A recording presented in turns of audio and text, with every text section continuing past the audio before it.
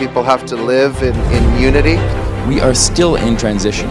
Civil society has been decimated. Of course, we rely on media. And I think the government has not done enough. The international community has failed to respond. No place in the world is perfect.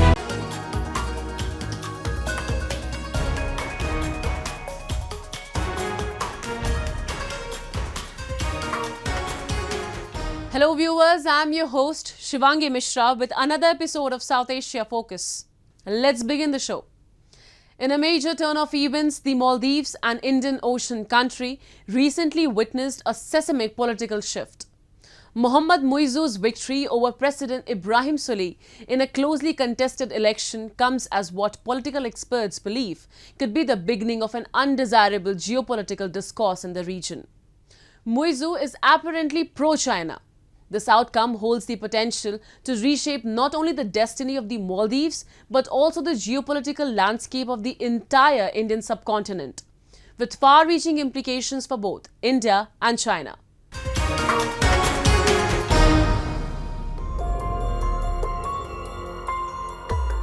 In a seismic political shift that surprised everybody across the Indian Ocean archipelago, the Maldives recently witnessed a dramatic change in its leadership. Opposition candidate Mohammad Muizzu emerged triumphant in the presidential election, dethroning President Ibrahim Solih. But the implications of this political upheaval extend far beyond the sun-soaked beaches and luxurious resorts that adorn this tropical paradise. The Maldives Election Commission announced that Muizzu had garnered over 50% votes in a fiercely contested election, while President Solih had to settle for near 46. A remarkable 85% of eligible voters in this island nation, renowned for its breathtaking beauty, turned out in droves to cast their ballots at over 586 polling stations spread across 187 islands. The outcome of this election reverberates not only within the confines of the Maldives but sends ripples of uncertainty and anticipation throughout the entire Indian subcontinent. President Solih, during his tenure, had championed an India-first policy, fostering a strong partnership with India, much to the chagrin of neighboring China. The coalition that rallied behind Muizzu's campaign had previously shown a proclivity for cozying up to China, endorsing Chinese loans and investment projects. Under President Yamin, China had managed to get some important geostrategic concessions, like the building of an ocean observatory, which was actually supposed to map water displacement for submarines, and acquisition of some 16 strategically located islands, along with important strategic projects in the Maldives. This raises a serious question. Will the Maldives, once a steadfast ally of India, now pivot towards a more China-centric foreign policy? India, which has steadfastly upheld the rule-based order and endeavored to maintain its influence in the Indian Ocean, now finds itself facing a new and unpredictable landscape in its immediate neighborhood. India needs to adopt a cautious and wait-and-watch approach. Even though President Muizzu may have won on a pro-Chinese flank, or rather an India-out flank, Maldives has strong ties with India, which is an immediate neighbor. India should not abruptly shut the door on Maldives after investing millions in the country. Presently, Maldives also cannot overlook India, its largest and its most reliable partner. It is therefore very necessary that both sides exercise political maturity. The winds of change in the Maldives may have potential to undo years of progress in Indo-Maldivian relations, carefully nurtured under the Solih regime. It also raises concern about the growing influence of China in India's backyard and expansionist China that has cast a shadow over Indo-Pacific region. The stage is set for President-elect Mohammad Muizzu to steer the Maldives towards uncharted waters as he carries with him the expectations and apprehensions of an entire region. Will he reaffirm the Maldives' commitment to India, or will the island nation chart a new course that aligns more closely with China's interests? The world watches and waits, keenly aware of the implications of this historic election for the balance of power in the Indian Ocean and beyond.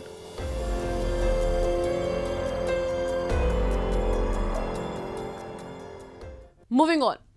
In a distressing development, Pakistan's Sindhi community is facing unprecedented discrimination and brutality in Pakistan, with recent events in Sindh province drawing international condemnation. A joint operation led to the killing of 8 civilians in the country. The World Sindhi Congress has condemned Pakistani actions as fascism and ethnic cleansing, urging global intervention. Meanwhile, resilient Sindhis who have endured decades of discrimination and atrocities refuse to remain silent and demand recognition, equality and justice in the face of ongoing injustice. In a distressing turn of events, the Sindhi community in Pakistan has yet again found itself in the crosshairs of discrimination and brutality. Recent news reports highlight the disturbing reality that Sindhis are often treated as second-class citizens, denied their rights and subjected to grave mistreatment within the country. The incident that has sparked outrage and condemnation occurred in Mari village, located in Sindh province of Pakistan. In a joint operation conducted by law enforcement agencies, 8 civilians, including both men and women, tragically lost their lives.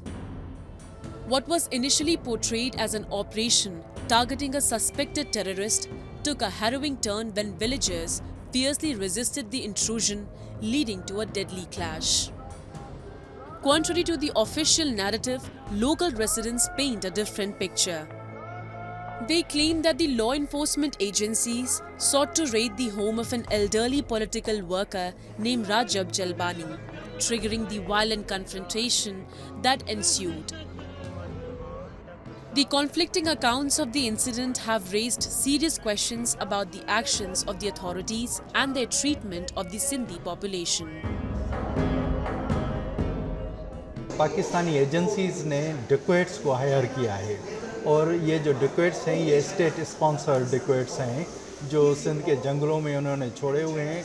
वहाँ पर कोई operation नहीं कर रहे हैं, उनको कोई गिरफ्तार करने वाला नहीं है, उनको भी कंप्लीट इम्यूनिटी है, जैसे कि पाकिस्तानी एजेंसीज़ के लोग जो हैं डिसअपियर कर लेते हैं। तो इनकी जो पॉलिसी है वो डे 1 से यही है कि सिंधियों को सिंध में अक़लियत में कन्वर्ट किया जाए और ये पॉलिसी अभी तक इनकी जारी है।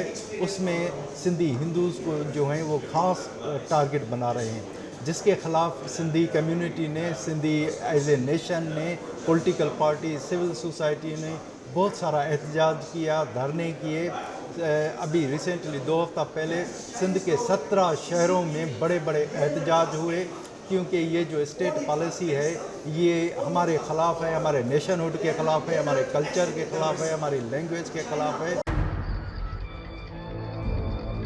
The World Sindhi Congress, a prominent human rights organization, has unequivocally condemned the actions of the law enforcers in Mari village. Labeling it an act of fascism and ethnic cleansing, targeting Sindhi people, the WSC has taken to the streets of London in protest. Their message is clear. The international community must step in and address the grave human rights violations being perpetrated against Sindhis in Pakistan. In a powerful plea, the WSC has called upon the Sindhi nation, political parties in Pakistan and global human rights organizations to raise their voices against the barbarism on the world stage. The urgency of the situation demands international attention and intervention. Amidst these troubling developments, a protest has also been held on the sidelines of the United Nations Human Rights Council session. Members of the Sindhi community have passionately urged the international community to intervene, shedding light on the deteriorating human rights situation faced by Sindhis in Pakistan. They are abducting Sindhi people in general to create a destabilization, but particularly focusing on Sindhi Hindus. He hid what we call Mukhi in Sindh of the Hindu community in Kashmir, where there's a very large population of Sindhi Hindus. He was abducted. He's 72 years old. Then they released his video. Not only this, but other abductees, they torture them, they cry, they beg, and they ask their families to give them money. So they are creating the pressure by all means that Sindhi Hindus should leave. And they continue. We cry here, nothing is happening. The plight of Sindhis being treated as disposable citizens in Pakistan is a long-standing issue that cannot be ignored. This recurring narrative of discrimination, marginalization and violence against Sindhi people has deep roots in the country's history. Their cultural identity, language and heritage have been suppressed and their voices have been stifled for far too long.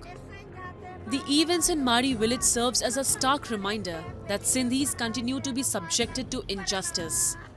However, these incidents have also ignited a spark of resistance within the Sindhi community. They are no longer willing to suffer in silence. They demand recognition, equality and justice. Moving on. Bangladesh is facing a dire and escalating dengue outbreak, marking its most devastating encounter with the mosquito-borne disease in history. With over 1,000 reported deaths and a staggering 200,000 plus confirmed cases since the beginning of this year, the nation is in the throes of a medical crisis. We have a report. The figures are grim.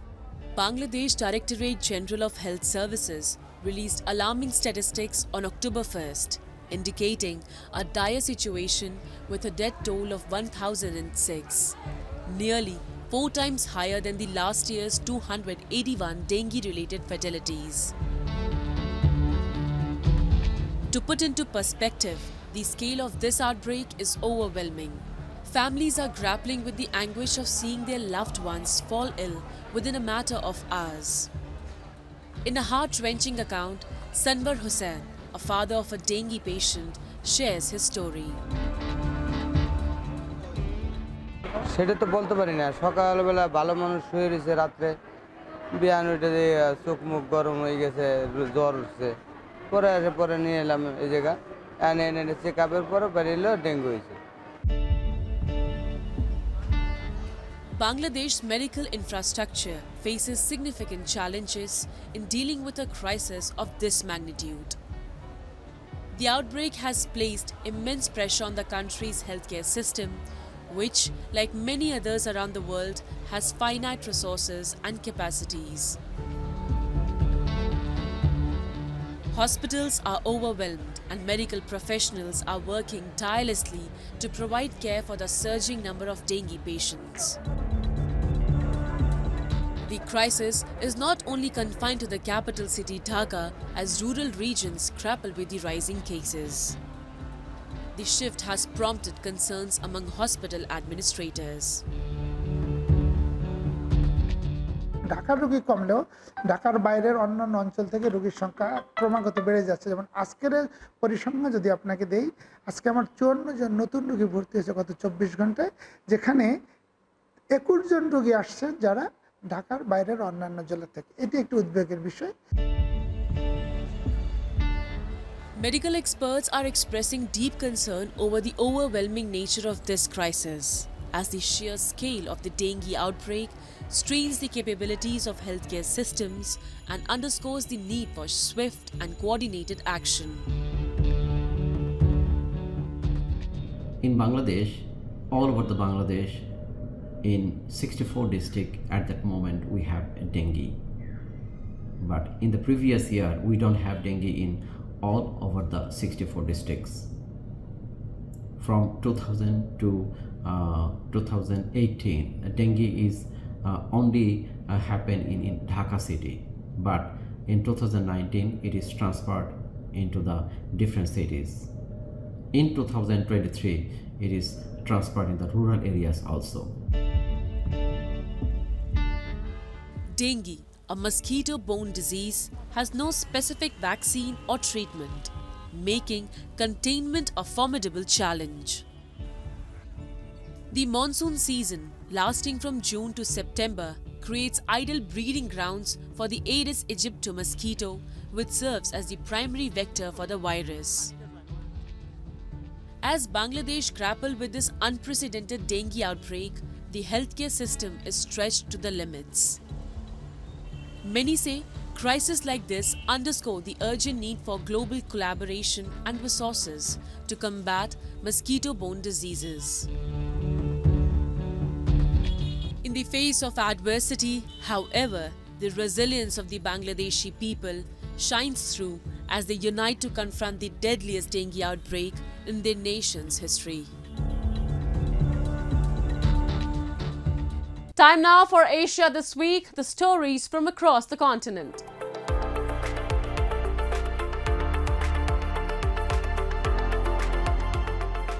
Thousands of Israelis took to the streets of Tel Aviv on the first day of the Jewish Sukkot holiday to voice their protest against the planned judicial overhaul by the governing coalition. Protesters were carrying Israeli flags and a huge banner which read in Hebrew, "You shall not divide us." Earlier this year, Israeli Prime Minister Benjamin Netanyahu's far-right coalition presented plans to strip the court of much of its powers with a package of legislation triggering unprecedented weekly nationwide protests. Due to overwhelming public pressure, the government passed only one part of the plan, with far-right coalition members pledging to pass the rest. The latest legislation, an amendment to one of Israel's basic laws, removes the court's power to strike down government decisions or appointments on the basis of being unreasonable. Proponents say the judicial overhaul plans would restore balance to the branches of authorities, but critics say it removes vital checks on government powers, an issue that has split the Israeli society and raised concerns over Israel's democratic health.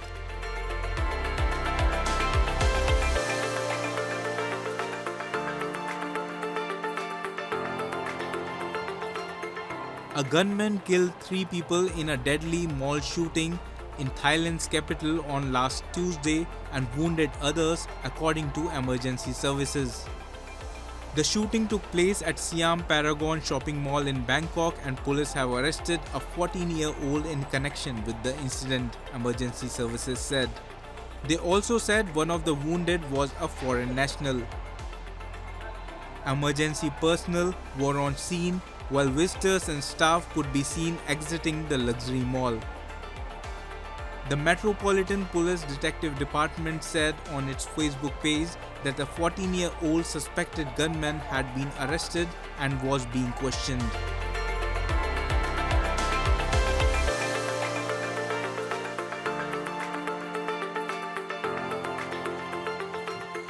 Indonesian authorities on October 2nd worked out to put out forest fires in southern Sumatra, while residents coped with the resulting haze and smoke that shrouded the province.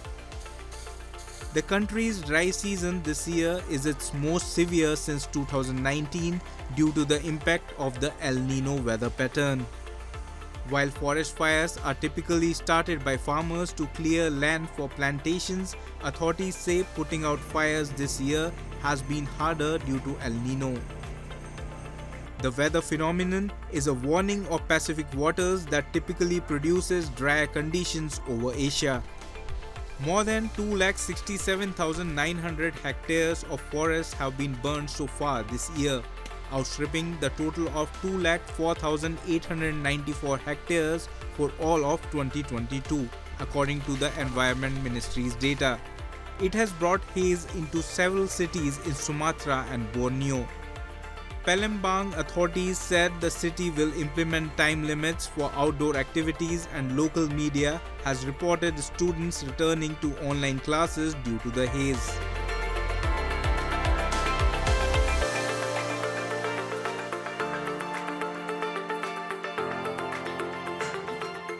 In a bid to bolster the agricultural sector and promote self-sufficiency, the Saudi Ministry of Agriculture has taken steps to restrict the importation of raisins, considering it as a part of their strategy to support local farmers and encourage the consumption of locally produced raisins. The ban on raisin imports is aimed at creating a favorable environment for Yemen farmers, enabling them to meet local demands. Grape growers told Reuters that the import ban provides a unique opportunity for them to overcome the marketing challenges they face during the presence of imported raisins. Grape cultivation is of a strategic importance for Yemen, as grapes are one of the country's 10 main crops. With over 12,000 hectares dedicated to grape cultivation across the country, the annual production reaches around 140,000 tons, highlighting its significant contribution to the agricultural landscape, added the Under Secretary of Agriculture in the Saudi government, Samir Al-Hanani. Farm owners are now expanding their grape cultivation and investing in infrastructure for raisins processing, signaling a strong inclination towards increasing raisin production.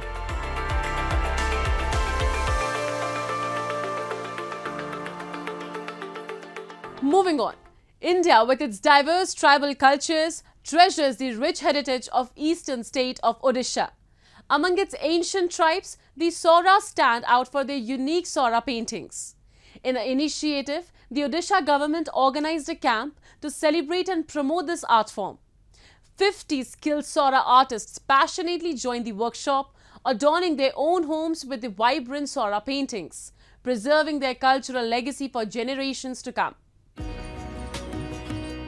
The state of Odisha has a century-old tradition of painting rock shelters of the temples and mutts in the region. The murals adorning the walls and ceilings of prehistoric temples are testimonies to the rich art and cultural legacy the state has beholden for decades. The Sora art is one such tribal art form that aptly depicts the religious beliefs of different religious communities residing in the state. To promote this prehistoric art form, the Odisha Lalit Kala Academy, in association with the Odia Language, Literature and Cultural Department, organized a Sora mural painting camp in the Regenthil village of Raigarh district. पहले मैं 2-4 घर में था, लेकिन आजकल हर एक घर में हम लोग कर रहे हैं कि खुद में ये मेरा घर है और मेरा ये मैंने खुद किया हूँ। तो सोरा पेंटिंग लोप होने जा रहा था, अभी देश विदेश में फैला जा रहा है, ताकि उड़ीसा ललित एकेडमी का संस्कृति की तरफ से हम लोग जो ये पेंटिंग करवा रहे हैं, हम लोग बहुत खुश हैं कि मेरा परिवार, मेरा गांव और मेरा माँ जी पिताजी सब हम लोग बहुत खुश हैं। Many Sora artists also joined the Sora mural painting camp to promote and glorify Sora tribal artwork in front of their own houses in the village. The art is a kind of respect and gratitude the tribals offer to their deities and forefathers. ये लांजिया सोरा painting को लेके जो हमारा tribal art form है, उसी को लेकर ये कैंप है कि यहाँ पर अराउंड 50 जो घर है, हर घर की दरवाज़ा पे वो खुद उनका फैमिली पेंटिंग कर रहे हैं और उनका दरवाजे को पूरा उनकी जो आर्ट फॉर्म है, आर्ट फॉर्म से वो पूरा भर रहे हैं। आप देख सकते हैं कि पूरा इंटर गांव में ये पेंटिंग किया गया है, जिसे हमारा उड़ीसा ललित कला अकादमी की तरफ से और संस्कृति विभाग के सहयोग से ये पहले बार ऐसे कैंप हो रहा है। The Sora paintings are known for their intricate geometric patterns and symbols inspired by nature. For the last many years, art has been fading into oblivion due to modernization and changing lifestyles. The mural project by Odisha Lalit Kala Academy is an effort to protect this incredible cultural heritage. इतना अच्छा लग रहा हूँ मैं कि उड़ीसा ललित कला academy Sanskrit विभाग से हमारे गांव में 50 आर्टिस्ट लोग लेके हम लोग घर घर दीवार के अंदर बनाने के लिए हमको सुजग मिला हुआ है, उसी की तरफ से हमें बहुत खुश हैं। Continuing their efforts to preserve Sora paintings, artists of the Lanjia Sora community have transformed Regenthal village into a living art gallery. These paintings depict agriculture, hunting, harvesting, hills, mountains, marriage, dance, worship, and all aspects of Mother Nature. The president of the academy and eminent sand artist Sudarshan Patnaik felicitated the artist. The academy will also launch a special training center in the village soon so that Sora art could reach the global stage in the near future. India is a place where many different tribes have their own special cultures, making India a very diverse country. With that, we come to the end of this week's episode. See you next week. Goodbye and take care.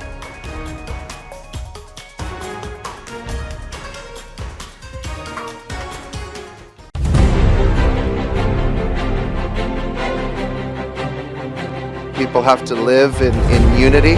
We are still in transition. Civil society has been decimated. Of course, we rely on media. And I think the government has not done enough. The international community has failed to respond. No place in the world is perfect.